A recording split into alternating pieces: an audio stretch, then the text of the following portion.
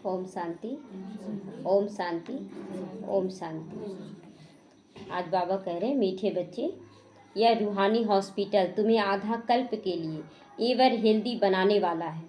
ये रूहानी हॉस्पिटल हमें आधा कल्प तक एकदम स्वस्थ बनाने वाला। कोई बीमार पड़ेगा क्या देवी देवता? पड़ेंगे? वहाँ पर कुछ भी नहीं होगा, न केस मुकदमा होगा, न कोई हॉस्पिटल में भर्ती होगा, कोई बीमारी नहीं होगा, कोई बुढ़ापा तक नहीं आएगा वहाँ पर। इतना सुंदर वो स्थान है। तो इसीलिए बाबा कहता है कि बच्चे, ये रूहानी हॉस्पिटल तुम्हें आधा कल्प के लिए एवर हेल्दी बनाने वाली है। यहाँ तुम देही अभिमानी होकर बैठो।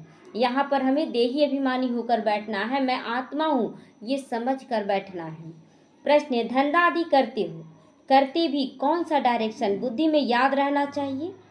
धंधा कुछ भी काम कर रहे हैं, बिजनेस कर रहे हैं, घर का काम कर रहे हैं, लेकिन फिर भी मन बुद्धि में क्या याद रहना चाहिए?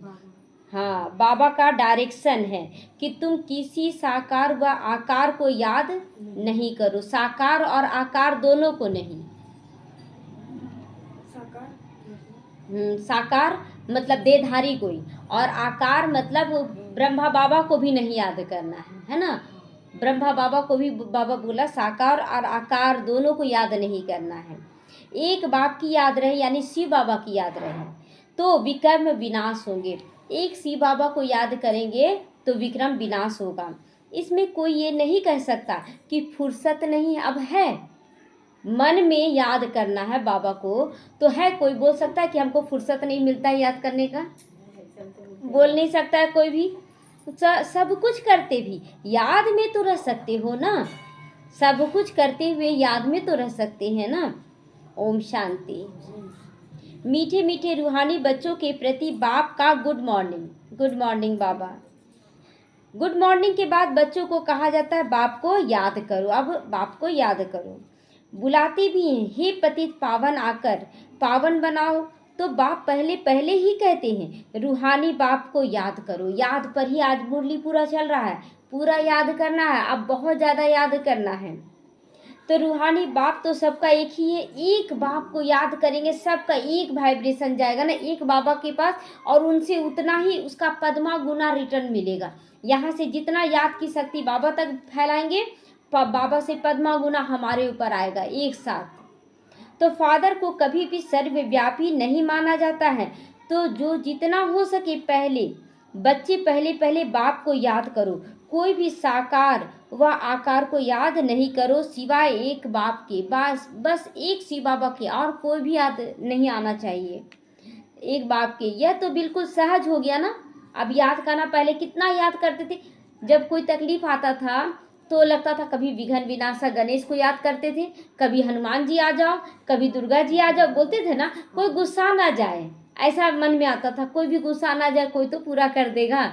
किए हैं हम लोग कि जब भी समस्या आता था तो भजन करना स्टार्ट करते थे ना, सबका एक एक बार भजन गा देते थे ताकि सबका निमंत्रण पड़ जाए।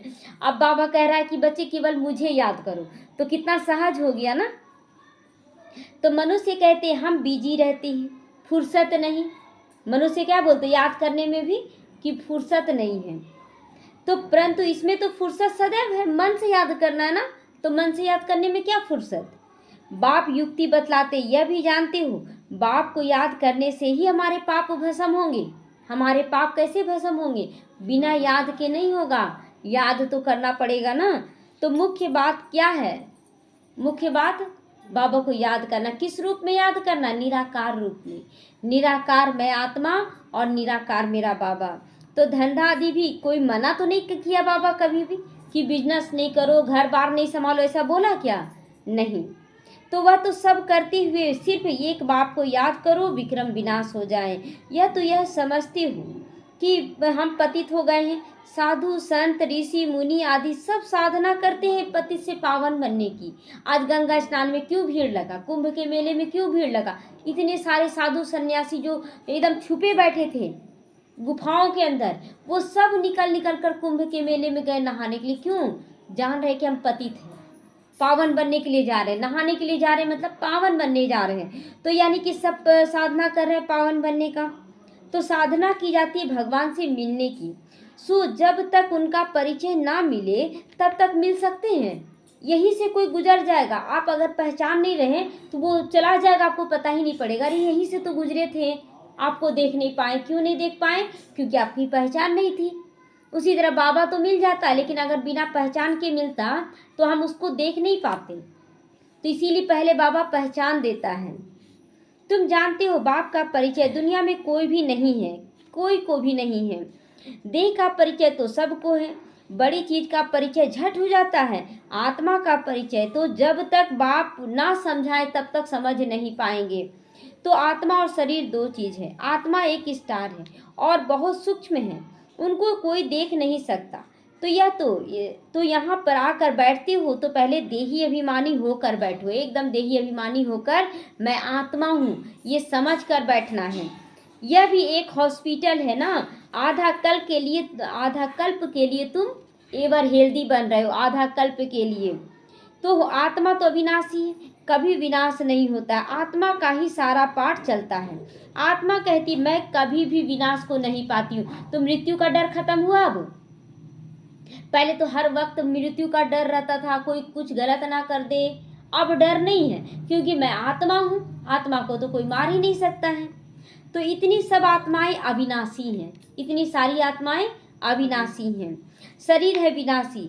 अब तुम्हारी बुद्धि में यह बैठा हुआ है कि हम आत्मा अविनाशी है, तो मरने का डर खत्म हो गया। अब कहीं भी चले जाएं, कुछ भी हो रहा, कहीं भी कुछ हो रहा, बाबा को जो हम संकल्प देंगे वही पूरा होगा। मेरा मौत कैसा होना चाहिए वो भी अभी से लिखना शुरू कर दे कि मेरा मौत कैसा होना चाहिए, हम कैसे इस शरीर को छोड़ें, ये लिख दें अभी से कि हमको ऐसे शरीर छोड़ना है।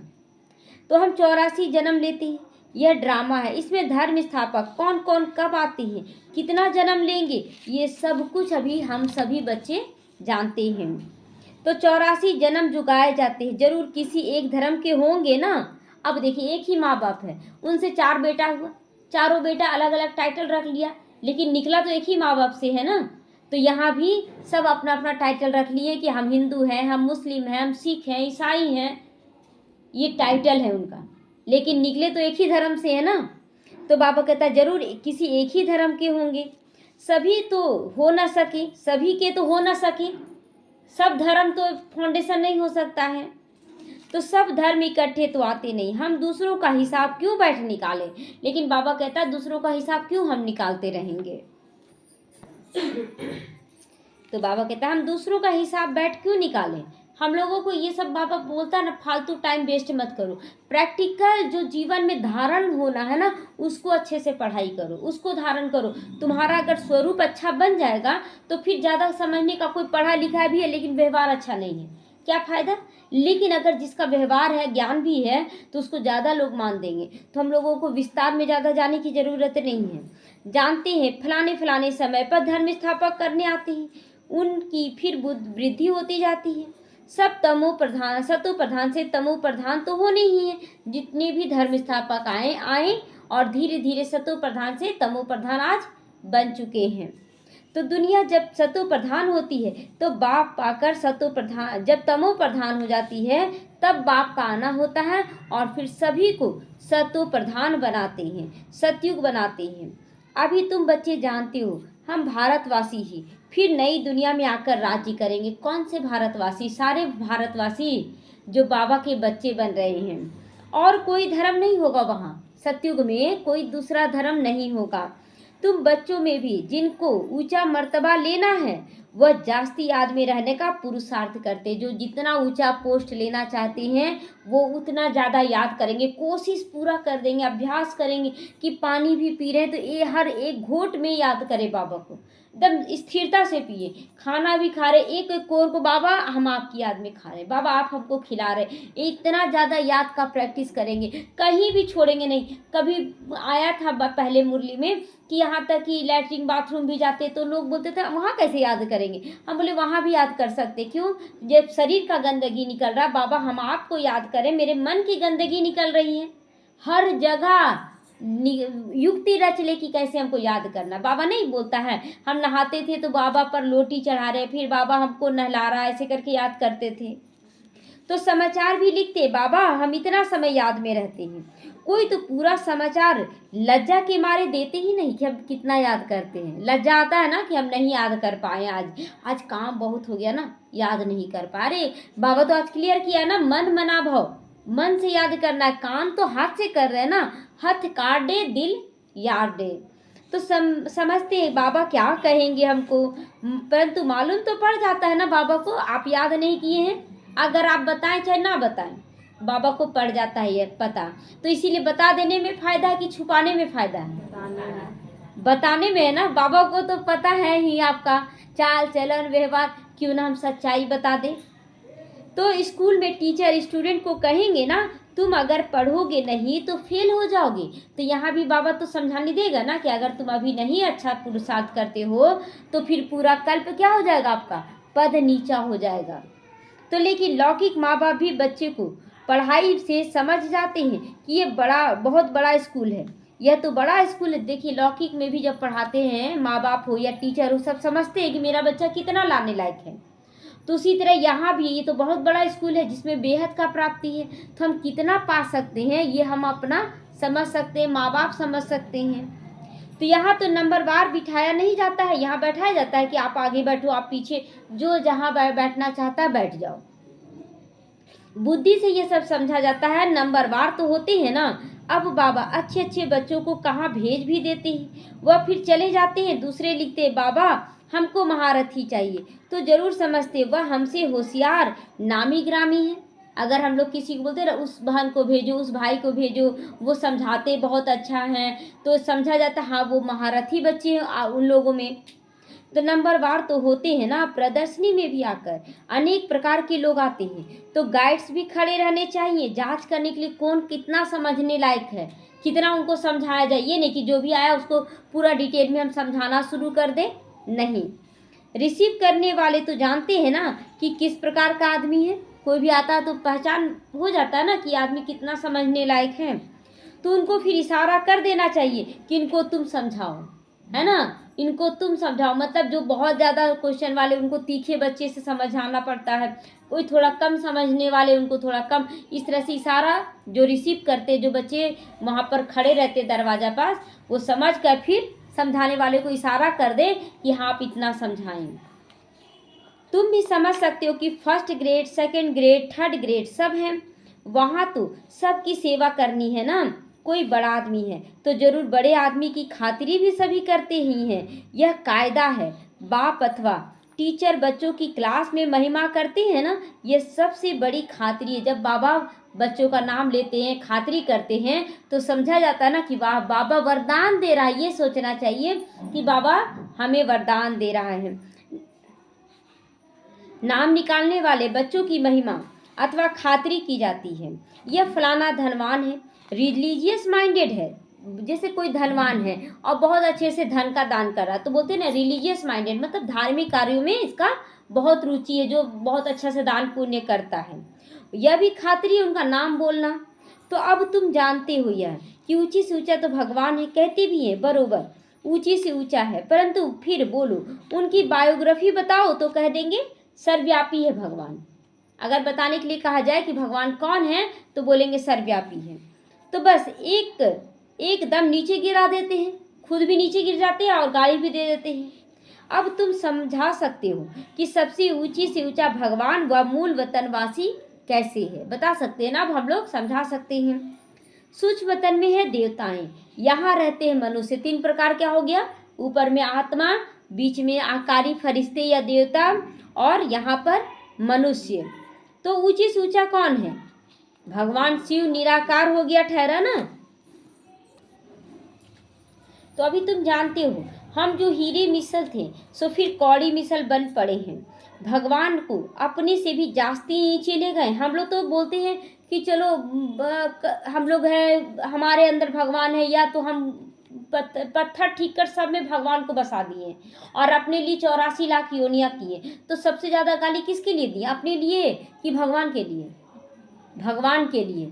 भगवान को सर्वव्यापी कह दिए, सर्वव्यापी। अपने लिए तो कम से कम बोले 84 लाख योनियों में केवल है, योनि में, और भगवान को तो पत्थर ठीक कर सब में ठोक दिए। तो गाली किसको ज़्यादा पड़ा, भगवान को ना। तो पहचानते ही नहीं। तुम भारतवासियों को ही पहचान मिलती है, फिर यह पहचान कम होती जाती है। तुम बाप की पहचान सबको देते जाते हो, ढेरों को बाप की पहचान मिलेगी। तुम्हारा मुख्य चित्र है त्रिमूर्ति, गोला और झाड़। बाबा बार बार त्रिमूर्ति में जिसमें ब्रह्मा विष्णु शंकर आए, और गोला जो स्वास्तिका बना हुआ है, और झाड़ जो पेड़ का चित्र बना हुआ है जिसमें सारा धर्म स्थापक ये सब कुछ आ गया। इनमें कितनी रोशनी है, मतलब कितना इसमें ज्ञान भरा हुआ है। रोशनी का मतलब ज्ञान भरा हुआ इसमें। यह तो कोई भी कहेंगे लक्ष्मी नारायण सत्यु के मालिक थे। अच्छा, सत्यु के आगे क्या था बताओ? सत्यु के आगे क्या था? सत्यु के आगे संगम युग। बहुत लोग बोलते हैं ना कि सत्यु के आगे कलयुग था, लेकिन हम बच्चे क्या बोलेंगे? संगम युग। तो यह भी तो तुम जानते हो, अभी है कलयुग का अंत, और भी प्रजा का प्रजा पे राज्य। ये कलयुग का अंत में क्या हो गया? प्रजा का प्रजा पे राज्य हो गया। अभी रजाई तो है नहीं, कितना फर्क हो गया ना। सत्यु की आदि में राजाएं थे, और अभी कलयुग में भी राजाएं हैं। भल कोई वह पावन नहीं है, परंतु कोई पैसा देकर भी टाइटल ले लेते हैं। जैसे महाराजा तो कोई है नहीं, टाइटल खरीद लेते, जैसे पटियाला का महाराजा, जोधपुर का, बीकानेर का महाराजा नाम ले लेते हैं पैसा देकर। अंग्रेजों का राज्य था ना, अंग्रेजों से वो टाइटल ले लेते थे वहां पर सरकार से। तो यह नाम अविनाशी फिर चला आता है, जो नाम एक बार पड़ गया वो नाम अभी तक लिया जाता है। तो पहले पवित्र महाराजाएं थी सतयुग में या त्रेता युग में, पवित्र थे वो लोग, और महाराजा का टाइटल तो ले लिए लेकिन वो अपवित्र महाराजा हो गए। अभी है अपवित्र। तो राजा महाराजा अक्षर चला आता है। इन लक्ष्मी नारायण के लिए कहेंगे कि यह सतयुग के मालिक थे। किसने राज्य लिया? अभी तुम जानते हो रजाई की स्थापना कैसे होती है। तो अभी रजाई कौन ले रहा है? जो बाबा के बच्चे सभी ले रहे हैं ना, जो जैसा पुरुषार्थ करेंगे वैसा लेंगे। तो बाप कहते मैं तुमको अभी पढ़ाता हूँ, कितने जन्मों के लिए? 21 जन्मों के लिए ना। और बाबा तो कल बोला कि पूरा 40-50 से भी ज़्यादा ले सकते हो। तो हम लोग पूरा क्या बोले? 84 जन्मों के लिए हम लोग को लेना है।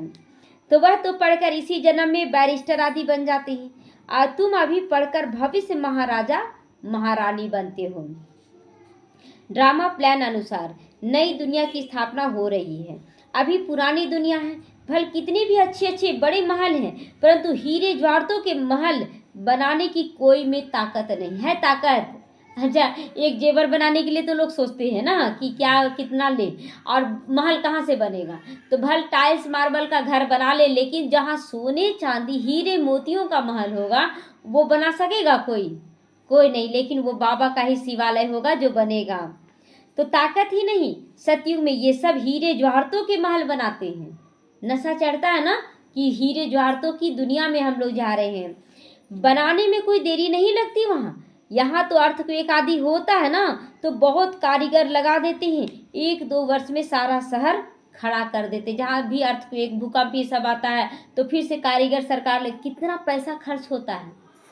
उसके बाद फिर देखते साल भर के बाद बहुत अच्छे से मेहनती बन जाते हैं और अच्छे से तैयारी हो जाता है, खड़ा कर देते हैं पूरा शहर। नई दिल्ली बनाने में करके 8-10 साल लगे, परंतु यहाँ के लेबर और वहाँ के लेबर्स में फर्क रहता है। यहाँ का लेबर, वहाँ का लेबर, यहाँ का तमो प्रधान है और वहाँ का सतो प्रधान रहेगा। तो आजकल तो नई नई इन्वेंशन भी निकालते रहते हैं। मकान बनाने की साइंस का भी जोर है, सब कुछ तैयार मिल रहा है ना। देखिए आज, पहले होता था ना कि मकान बनाने के लिए दरवाज़ा अलग से बनवाना पड़ता था, ये अलग, और अभी तो सब तैयार मिलता है। पहले हाँ, जब हम लोगों के समय घर बना था तो बीम बनाते थे मिस्त्री, मोड़ मोड़ कर छड़ को बीम के लिए तैयार करते थे, और अभी रेडीमेड वो मिलता है, रिंग में बना हुआ मिलता है। तो आजकल सब कुछ रेडीमेड आने लगा। दरवाज़ा बनाया फिट कर दीजिए, खिड़की फिट कर दीजिए, सारा कुछ रेडीमेड हो रहा है। तो झट फ्लैट तैयार मिलता है ना, बहुत जल्दी जल्दी बनते हैं। तो यह सब काम वहाँ आते हैं। बाबा कहता है ना, यहाँ जो भी करे ना वो रिफाइंड होकर वहाँ पर मिलेंगे। तो यह सब साथ चलने हैं। क्या साथ चलेगा? संस्कार जो हो रहा ना, वो जो हुनर लेकर जा रहे हैं वो हुनर हमारे साथ जाएगा। संस्कार तो रहते हैं ना, ये साइंस के भी संस्कार चलेंगे वहाँ पर साइंस का संस्कार चलेगा। वो हमारे लिए सब कुछ काम करेंगे, लेकिन वहाँ उनका राज्य नहीं होगा। फिर उनको तो प्राप्ति तो देगा ना बाबा, मेहनत करेंगे तो वही द्वापर से आएंगे और वही साइंटिस्ट लोग कुछ ना कुछ इन्वेंशन करेंगे और उनका नाम बाला हो जाएगा। तो यह साइंस के संस्कार भी चलेंगे। तो अब बाप बच्चों को समझाते रहते, पावन बनना है, बाप को याद करना। अच्छा, साइंस का संस्कार ले जाना है कि रजाई का? रजाई का संस्कार ले जाना है ना हम लोगों को, साइंस का संस्कार वो लोग लेके जाएंगे। हाँ, और हम लोगों को रजाई का संस्कार लेकर जाना है। तो बाप भी गुड मॉर्निंग कर फिर शिक्षा देते हैं सारा। बच्चे बाप को याद में बैठे हो, बच्चे बाप की याद में बैठे हो सभी, कि देधारी याद आ रहा घर में क्या चढ़ा कर आए हैं, आज कुछ चढ़ा कर तो नहीं ना आए हैं। चलते फिरते बाप को याद करो, क्योंकि जन्म जन्मांतर का सिर पर बोझा है। सीढ़ी उतरते उतरते 84 जन्म लेते हैं। अभी फिर एक जन्म में चढ़ती कला हो रही है, और अभी तो उड़ती कला भी हो रही है सबकी। तो जितना बाप को याद करते रहेंगे उतना खुशी भी होगी, ताकत मिलेगी। बहुत बच्चे जिनको आगे नंबर में रखा जाता है परंतु याद में बिल्कुल नहीं रहते। बहुत बच्चों को आगे रखा जाता है लेकिन याद में नहीं रहते। और कोई अभी देखिए ना, जो शिवानी दीदी का जो दुर्लभ वीडियो बोल के दिया जा रहा, वो आगे तो नहीं बैठी है, कितना बीच में छुप कर बैठी है, लेकिन आज इतना फेमस हो गई कि उनको ढूंढ के वो वीडियो निकाला गया। तो बाबा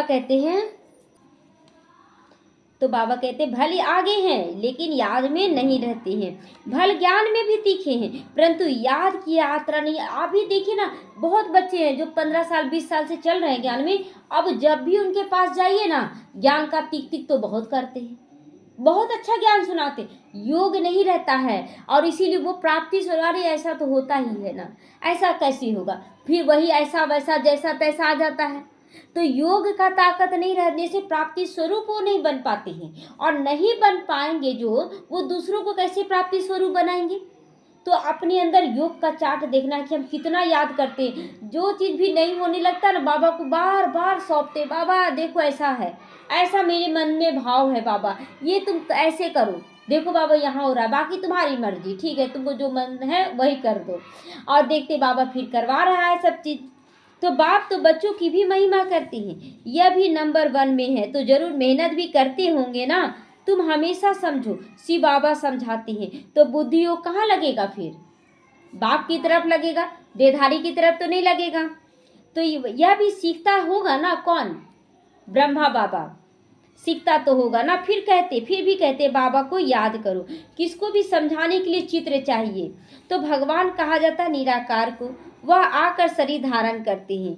एक भगवान के बच्चे सब आत्माएं क्या बन गए, अभी भाई भाई बन गए। तो अभी इस शरीर में विराजमान है, सभी अकाल मूरत हैं। यह अकाल मूरत आत्मा का तख्त है। कहाँ तख्त, कहाँ है हम सबका भ्रिकुटी में तख्त है, अकाल तख्त, और कोई खास चीज नहीं है। यह तख्त है अकाल मूरत का आत्मा का तख्त है। भ्रिकुटी के बीच आत्मा विराजमान होती है, इसको कहा जाता है अकाल तख्त। अकाल क्यों कहा गया? क्योंकि आत्मा को कोई काल खा नहीं सकता है, तो आत्मा यहाँ बैठती है तो उसको कहा था अकाल तख्त। तो अकाल तख्त अकाल मूरत का है। आत्माएं सब अकाल है, कितनी अति सूक्ष्म है ना, बिंदी रूप में, तब तो वहाँ बैठेगी, फिट होगी, वहाँ पर इतना सूक्ष्म है। अगर बड़ा रहेगा तो फिट होगा नहीं। अब आप सोचिए कि इसीलिए ना बिंदी यहाँ लगाया जाता है, तिलक यहाँ लगाया जाता है, और कहीं तो तिलक नहीं दिया जाता है। तो बाप तो निराकार है, वह अपना तख्त कहाँ से लाएं? अब बाबा का कोई तख्त कहाँ है? तो ब्रह्मा बाबा का तख्त लोन लेते, अपना तो नहीं है ना, ये सब हम लोगों का अपना है। तो बाप कहते मेरा भी यह तख्त है, ब्रह्मा बाबा का तख्त भी मेरा तख्त है, क्योंकि किराए पे मकान लेते हैं तो फिर बोलते हैं ना, हाँ ये मेरा घर है। मैं आकर इस तख्त का लोन लेता हूँ। ब्रह्मा के साधारण बूढ़े तन में अकाल तख्त पर आकर बैठता हूँ। अभी तुम जान गए हो, सब आत्माओं का यह तख्त है। मनुष्य की ही बात की जाती है, जानवरों की बात तो नहीं यहाँ की जाती है कि जानवर कहाँ बैठते होंगे। जानवरों का भी तख्त वही है सबका, लेकिन प्रकृति यहाँ तैयार होती है, वहाँ नहीं। और वहाँ हम लोग परम धाम से केवल आत्मा आते हैं, यहाँ प्रकृति तैयार होती है। तो पहले जो मनुष्य जानवरों से भी बदतर हो गए वह तो सुधर जाए। कौन बदतर हो गए हैं? बाबा के बच्चे जानवर से भी बदतर हो गए हैं। कोई जानवर की बात पूछे, बोलो पहले अपने को तो सुधार करो। बहुत लोग पूछते थे शुरू में कि इतना जो मीट मुर्गा कटता है तो उसका क्या पाप है। तो बाबा बोलता है कि पहले तुम अपने को तो सुधारो, उसके बाद तुम पूछना कि क्या होता है। और बाबा उसका हिसाब रख रहा है, बाबा रख रहा है। हम लोग क्यों उलझते हैं, क्यों कट रहा है, क्यों कट रहा है, सब क्यों। हम लोग अपने आप के अंदर के क्यों को तो समाप्त करें। बोलो पहले अपने आप को सुधार करो। सतयुग में तो जानवर भी बड़े अच्छे फर्स्ट क्लास होंगे, कीचड़ा कुछ भी नहीं होगा वहाँ। किंग के महल में कबूतर आदि का कीचड़ा हो तो दंड डाल देना, दंड डाल दे मतलब गंद फैला दे। तो कबूतर रखना चाहिए कि नहीं आरती बहन, कबूतर रखना चाहिए। बार बार दे रहा है लेकिन तो बाबा कहता गंदा कर देंगे ना। जरा भी कीचड़ा नहीं होना चाहिए, बाबा के घर में नहीं होना चाहिए। वहाँ बड़ी खबरदारी रहती है सतयुग में। सतयुग में ना जीव जंतु भी समझदार होते हैं, वो लोग गंदगी नहीं फैलाते हैं वहाँ पर। तो पहरे पर रहते हैं, कभी कोई जानवर आदि अंदर घुस भी ना सके। बड़ी सफाई रहती है वहाँ, तो सफाई का संस्कार तो यही डालना है ना। लक्ष्मी नारायण के मंदिर में भी कितनी सफाई रहती है। शंकर पार्वती के मंदिर में कबूतर आदि दिखाते हैं तो जरूर मंदिर को भी खराब करते होंगे। खराब देखिए कितना खराब कर दिया, कबूतर रहने से पुचाड़ा हुआ और उसके बाद देखिए पोटी कर दिया चारों तरफ, तो गंदगी फैला रहा ना, हटा देना है। शास्त्रों में भी बहुत दंत कथाएं लिख दी है ना कबूतर पर ही ना, कि कबूतर ज्ञान ले लिया और पार्वती जी सुन ना पाई। तो यहाँ भी वही है कि कबूतर गंद अपना फैला रहा है और पार्वतियाँ अलबेली हैं। तो अभी बाप बच्चों को समझाते हैं, उनमें भी बहुत थोड़े हैं जो धारणा कर सकते हैं, जो बाबा की एक्यूरेट श्रीमत पर धारणा करें, वो बच्चे थोड़े हैं। बाकी तो कुछ समझते भी नहीं, बहुत ऐसे बच्चे जो समझते भी कुछ नहीं। बाप बच्चों को कितना प्यार से, तो बाप बच्चों को कितना प्यार से समझाते, बच्चे बहुत मीठे बनो, मीठे मीठे बनो, मुख से सदैव रतन ही निकालते रहो। तुम तो रूप बसंत हो ना। रूप बसंत का मतलब बाबा समान बनना पहले, है ना। बाप कैसा है, सागर है, तो हमें भी मास्टर सागर, किस चीज का सागर बनना है, सुख का, शांति का, आनंद, प्रेम, पवित्रता, ज्ञान और शक्तियों का। तो हम लोगों को रूप पहले बनना, रूप अपने आप के जीवन में उतारना है उसको। और जब हम रूप बन जाएंगे तो अपने आप दाता का रूप ले लेंगे, तो बसंत हो गया, हमारे जीवन में बाहर आने लगेगा। तो रूप बसंत बनना है। तो बाबा कहता है मुख से पत्थर नहीं निकालना चाहिए, मुख से कभी भी कड़वे खट्टे बोल नहीं निकालना है। आत्मा की ही महिमा होती है ना। आत्मा कहती मैं प्रेसिडेंट हूँ, मैं फलाना हूँ, मेरे शरीर का नाम ये है। अच्छा, आत्मा किसके बच्चे हैं, पूछो उनसे, आत्माएं किसके बच्चे हैं, एक परमात्मा के। तो जरूर उनसे वर्षा भी मिलता होगा ना। वह फिर सर्वव्यापी कैसे हो सकता है, जब वर्षा मिल रहा है तो सब बाप हो जाएगा, तो वर्षा किससे मिलेगा। हम भी बाप तुम भी बाप, तो वर्षा किससे मिलेगा। तो तुम समझते हो, हम भी पहले कुछ भी नहीं जानते थे, अभी कितनी बुद्धि खुल गई है ना। तुम कोई को भी मंदिर में जाओगे समझेंगे ये सब झूठे चित्र हैं। अब दिखा देंगे कि अष्टभुजाधारी है तो मानेंगे, अष्टभुजा तो नहीं होता यहाँ पर, तो ये सब झूठे चित्र हैं। 10 भुजाओं वाला, हाथी का सूंड वाला, या ये सब होता है क्या, पूंछ वाला, ये सब है, देवी देवता नहीं है। तो ये सब क्या चित्र बनाए, ये सब भक्ति मार्ग की सामग्री है। वास्तव में भक्ति होनी चाहिए एक शिव बाबा की, जो सबका सदगति दाता है। तुम्हारी बुद्धि में है, ये लक्ष्मी नारायण भी 84 जन्म लेते हैं, फिर ऊंचे से ऊंचा बाप ही है जो सबकी सदगति करते हैं। मतलब लक्ष्मी नारायण से लेकर कलयुग के अंतिम जन्म में आने वाली आत्माओं का भी सदगति बाबा करता है, उनसे बड़ा तो कोई भी नहीं। यह ज्ञान की बातें तुम्हारे में भी नंबरवार धारणा होती है सबकी, नंबरवार तो सबका हो रहा ना, कोई में एक्यूरेट 100% नहीं है, किसी में कोई कमी, किसी में कोई कमी होता जरूर है। धारणा नहीं कर सकते तो बाकी क्या काम के रहे। अगर एक्यूरेट बाबा के श्रीमत पर नहीं चल रहे, धारणा नहीं कर रहे हैं, तो किस काम के ऐसे बच्चे हैं। तो कई तो अंधों की लाठी बनने के बदले अंधे बन जाते हैं, दूसरों को रास्ता दिखाने के बदले खुद ही अंधे बन जाते हैं ना, कि अंधे क्या बन जाते हैं, अरे चलता है, थोड़ा बहुत तो चलता है, चलता है मतलब आप जान रहे तो भी अंधे बन जा रहे हैं, और दूसरों को भी क्या बोल रहे, चलता है तो अंधा बना दे रहे हैं। ये बहुत बड़ा पाप होगा, बहुत बड़ा पाप, क्योंकि बाप का श्रीमत का उल्लंघन है ना। तो गौ जो दूध नहीं देती है तो उसे क्या कहते हैं, पिंजरपुर में रख देते हैं, है ना, पिंजरपुर में रख देते हैं जो गाय दूध नहीं देती है।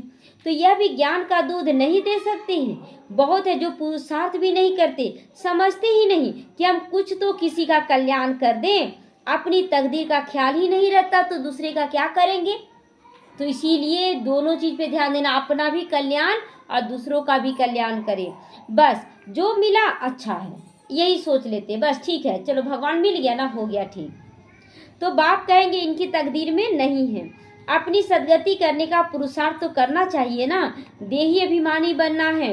बाप कितना ऊंचे से ऊंचा है, और आते देखो कैसे पतित दुनिया पतित शरीर में आती हैं, उनको बुलाते ही हैं पतित दुनिया में। हम लोग जब कब से बुलाना शुरू किए, द्वापर में भी ज़्यादा नहीं बुलाए हैं, कलयुग के अंत में जैसे जैसे दुखी होने लगे ना तब ज़्यादा पुकारने लगे, आ जाओ बाबा, आ जाओ बाबा, हमको ले चलो बाबा, जिद करने लगे, तब बाबा को आना पड़ता है। तो जब रावण बिल्कुल ही भ्रष्ट कर देता है तब बाप आकर श्रेष्ठ बनाते हैं एकदम। ये है उसका चमत्कार कि वो एकदम लास्ट में काला हो जाता है पूरा दुनिया, तो उसको गोरा बनाता है। तो जो अच्छा पुरुषार्थ करते वो राजा रानी बन जाते हैं, जो पुरुषार्थ नहीं करते वो गरीब बन जाते हैं, यानी दास दासी बन जाएंगे। तकदीर में नहीं है तो तदबीर कर नहीं सकते हैं, जाग नहीं सकते हैं, समझ नहीं सकते हैं। तो कोई तो बहुत अच्छी तकदीर बना लेते हैं। हर एक अपने को देखो, देख सकते हो ना कि हम कितनी सेवा कर रहे हैं, कितनी सेवा करते हैं। तो बहुत बच्चे जैसे बोलते हैं ना कि हमको फुर्सत नहीं मिलता है, धंधा दूरी है, तो याद करते हैं लेकिन सेवा नहीं कर पाते। कोई बात नहीं, अगर आप तन का सेवा नहीं दे सकते हैं लेकिन आप धन और मन का दे सकते हैं सेवा। ये दोनों सेवा मूंझते क्यों हैं, हम इतना सेवा नहीं, लेकिन दो चीज का देकर भी आप तीसरा चीज का भी सेवा दे रहे। कैसे दे रहे, आप जो काम कर रहे उसी से ना धन कमा रहे हैं, और वही धन आप सफल कर रहे हैं, तो ये दो तीनों चीज सफल हो गया मतलब। तो इसीलिए हमें तीनों चीज को सफल करना है। तो हम क्या सेवा करते हैं, अपने अंदर पूछना चाहिए हम कितना सेवा करते हैं। अच्छा, मीठे मीठे सीखी लदे बच्चों प्रति माता पिता बाप दादा का याद प्यार और गुड मॉर्निंग। रूहानी बाप की रूहानी बच्चों को नमस्ते। हम रूहानी बच्चों की रूहानी माता पिता बाप दादा को याद प्यार, गुड मॉर्निंग और नमस्ते नमस्ते, शुक्रिया बाबा शुक्रिया। धारणा के लिए आज मुख्य सार है, रूप बसंत बनकर मुख से सदैव रतन ही निकालना है। रूप बाबा कैसा है, क्रोध का सागर है क्या, घृणा का सागर है क्या, नहीं। तो बाबा तो प्यार का सागर है। हम अपने बाप की संतान है तो बाप के जैसा चाल चलन होना चाहिए ना, तो रूप बन जाना है उसके जैसा, और तब बसंत बनेंगे ना, मीठा बोल बोलेंगे, यानी कि अब बरसात कर रहे हैं। तो मुख से सदैव रतन निकालने, बहुत बहुत मीठा बनना है ना। कभी भी पत्थर यानी कटु वचन नहीं निकालना है।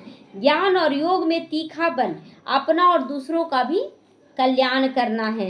अपनी ऊंची तकदीर बनाने का पुरुषार्थ करना है, अंधों की लाठी बनना है।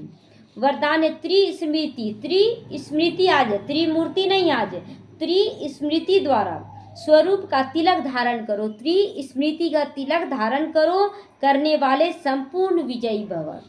तो स्वयं की स्मृति, पहला स्मृति का तिलक क्या, कि मैं कौन, आत्मा हूँ। बाप की स्मृति, बाप कौन, जो सागर है, जो पूरी सृष्टि का रचयिता है, वो हमारा पिता है। और ड्रामा का नॉलेज की स्मृति, मतलब ड्रामा कैसा है, कल्याणकारी है। तो इन्हीं तीन स्मृतियों में सारे ज्ञान का विस्तार समा गया है। नॉलेज के वृक्ष की ये तीन स्मृतियां हैं। जैसे वृक्ष का पहले बीज होता है, फिर उस बीज द्वारा 2 पत्ते निकलते हैं, फिर वृक्ष का विस्तार होता है। तो ऐसे मुख्य है, बाबा है बीज, बीज है बाप की स्मृति, फिर 2 पत्ते यानी आत्मा और ड्रामा की सारी नॉलेज, ये है 2 पत्ता आज बाबा बताया है। तो इन 3 स्मृतियों को धारण करने वाले स्मृति स्वरूप, स्मृति भवा व संपूर्ण विजयी भवा के वरदानी बन जाते। खुद क्या हो जाते, स्मृति भवा के वरदान से विजयी भवा का वरदान हमें मिल जाता है। तो विजयी भवा के वरदानी बन जाते हो। स्लोगन है, प्राप्तियों को सदा सामने रखो तो कमजोरियां सहज समाप्त हो जाएगी। प्राप्ति क्या है? सबसे पहले मुझे अपना परिचय मिला, बाप मिला और वर्षा मिल रहा है। ये तीनों अगर याद रखें तो कमजोरी नहीं आएगा सामने। कैसे करे बाबा? अरे सर्वशक्तिमान साथी बना है, क्यों नहीं कर पाएंगे? अव्यक्त इशारे, कंबाइंड रूप की स्मृति में सदा विजयी बनो। संगम युग पर ब्रह्मा कुमार कुमारी अकेले नहीं हो सकते हैं, कभी भी अकेले, चाहे ब्रह्मा कुमार हो चाहे ब्रह्मा कुमारी हो, बाप के साथ क्या है? कंबाइंड है। तो सिर्फ बाप के साथ का अनुभव, कंबाइंड पन का अनुभव इमर्ज करो। कोई भी अकेला अकेली नहीं है। हम क्या करें बाबा, हम तो अकेले हैं ना? नहीं, ये बोलना भी रॉन्ग है। क्या बोलना है? बाबा आप मेरे साथ हो, 1000 भुजाओं के साथ हो, 1000 भुजा तैयार करवा दे रहा है। तो ऐसे नहीं कि बाप तो है ही मेरा, साथ तो है ही नहीं। साथ का प्रैक्टिकल अनुभव इमर्ज हो, बार बार इमर्ज करो कि मैं बाबा के साथ हूँ, बाबा मेरे साथ है। तो यह माया का वार नहीं लगेगा। जो परिस्थिति आता है, परिस्थिति में जो उदासी निराशा ये सब आता है ना, ये वार है। तो वार नहीं होगा। परिस्थिति तो आएगा लेकिन उसका वार हमें टच नहीं करेगा। जैसे इधर से तीर तो छोड़ दिया लेकिन बीच से ही खारिज हो जाएगा। तो माया हार खा लेगी। सिर्फ घबराओ नहीं। कोई भी परिस्थिति आता घबरा जाते, क्या करे अब, कैसे करे, मार लग गया, तीर लग गया। तो बाबा कहता सिर्फ घबराओ नहीं, क्या हो गया, हिम्मत रखो, बाप के साथ को स्मृति में रखो तो विजय आपका जन्म सिद्ध अधिकार बन जाएगा। कितना सुंदर बाबा लाइन, कितना उमंग उत्साह दिला देता है ना कि एकदम किसी भी परिस्थिति में हार नहीं मानना है।